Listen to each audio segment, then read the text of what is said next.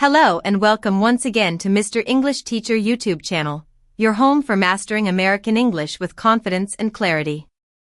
I'm Layla Stella, your dedicated fluency coach, and I truly believe that every single person has the potential to become fluent in English with the right approach and the right guidance.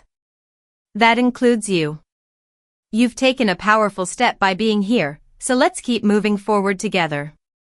Today's topic was inspired by a curious question from one of our loyal viewers. They asked about the difference between the words also and to. It might seem like a simple question at first glance, but it opens the door to understanding the finer nuances of everyday English conversation, writing, and comprehension. So let's explore it deeply and thoroughly so that by the end, you'll be able to use both of these words with natural fluency. Before we dive in, I want to let you in on something valuable. Our friends at Verbling are offering you a chance to experience a private one-on-one English lesson completely free. This lesson is led by a native English-speaking tutor and is tailored just for your level and your goals. You can find it by visiting Mr. English Teacher YouTube channel followed by Verbling. One of my favorite things about this platform is how flexible it is. You can choose a time that works best for you, view introduction videos to get a sense of each tutor's style, and handpick the one that feels right for you. Now, let's get into today's lesson. The words also and to are often used to show agreement or to add similar information, but the way we use them in a sentence can change depending on what we're trying to express. Typically, also appears toward the beginning or middle of a sentence. It sounds a bit more polished and sometimes more formal. You might see it in essays, speeches, or when someone is trying to be clear and structured in their speech. For example, you might hear someone say, "I'm bringing a water bottle. I'm also packing a raincoat." It flows well and adds another item to the thought. On the other hand, to is more relaxed and casual. You'll often hear it at the end of a sentence in everyday conversations, such as "I'm coming to" or "I love that movie too." It's common and friendly, and it fits naturally into how people speak. It's helpful to understand not just the position of these words but the tone they create. Also can make a sentence sound a bit more polished. For example, she speaks Spanish. She also speaks French. That sounds more formal than she speaks French too, though both are correct. Now, sometimes people use both words together, like "don't forget your keys, your wallet, and also your phone too." That's a bit repetitive, but it's not uncommon in natural speech. People often use repetition when they're trying to emphasize something or just thinking out loud.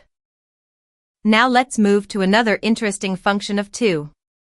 Sometimes it's not about agreement or addition at all.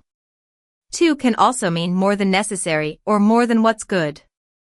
For example, "This coffee is too hot to drink," or "he's working too much and getting stressed."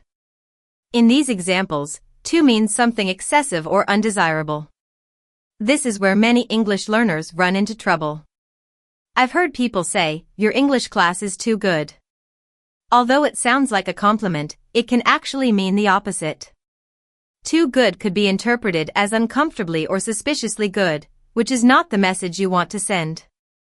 Instead, you should say, "Your English class is so good." The word "so" here is a strong, positive intensifier without the negative implication. The same applies to compliments. If you're telling someone they look great, saying "you're too beautiful" might imply it's a problem. Try saying "you're so beautiful" instead. Small changes like these can make your English sound more natural and help you avoid awkward misunderstandings. So, what did we learn today? Also and to are both used to add information, but they differ in tone and placement. Also leans slightly formal and fits best at the beginning or middle of a sentence. To is informal and usually goes at the end. And to can also mean excessively, which can completely change the meaning of your sentence. Understanding these details will help you sound more fluent and confident in your conversations. If you're enjoying this type of learning and want to go deeper, I've created a full premium course where we explore English grammar, vocabulary, conversation tips, pronunciation, and more in depth. You can join me there and continue building your fluency in a structured, enjoyable way.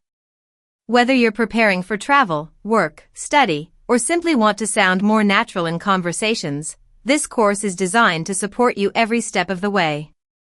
But even if you're just here for free content, I've got you covered. Make sure to check back often because I release new lessons on a regular basis, and each one is designed to help you get more fluent, one lesson at a time. And don't forget that free trial lesson with Verbaling. It's the perfect way to take what you're learning here and apply it in a real conversation with a supportive teacher. Thank you so much for spending your time with me today. I hope you learned something valuable, and I can't wait to see you in the next episode. Until then, keep practicing, keep smiling, and remember that every step forward is progress. Take care and see you again very soon.